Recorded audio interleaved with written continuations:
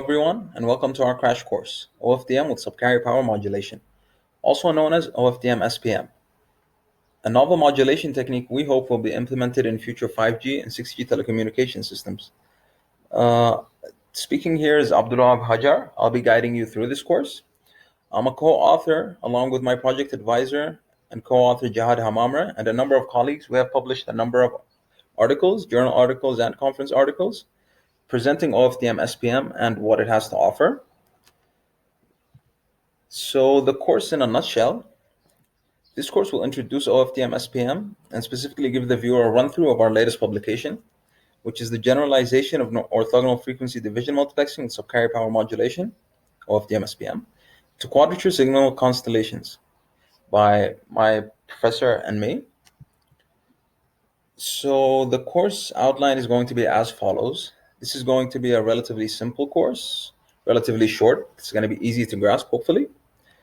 It'll give the viewer a clear idea about OFDM-SPM. In the first video, we're going to have a short introduction to OFDM-SPM and why OFDM-SPM is significant, why we believe it should be implemented in 5G and 6G systems.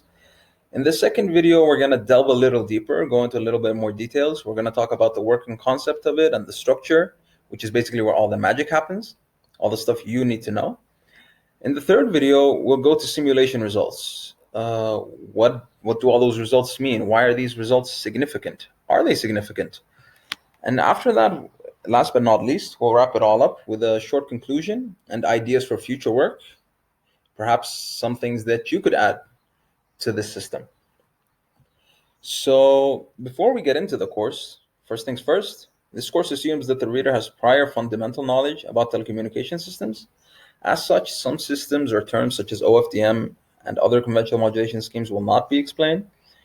For more details, which I don't go into during this video course, such as the mathematical side of things, you can feel free to refer to our published journal paper, the one which I referenced 2 slides ago.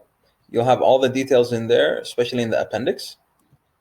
So with all that being said, I guess we can start. Let's get going and see you in our next video.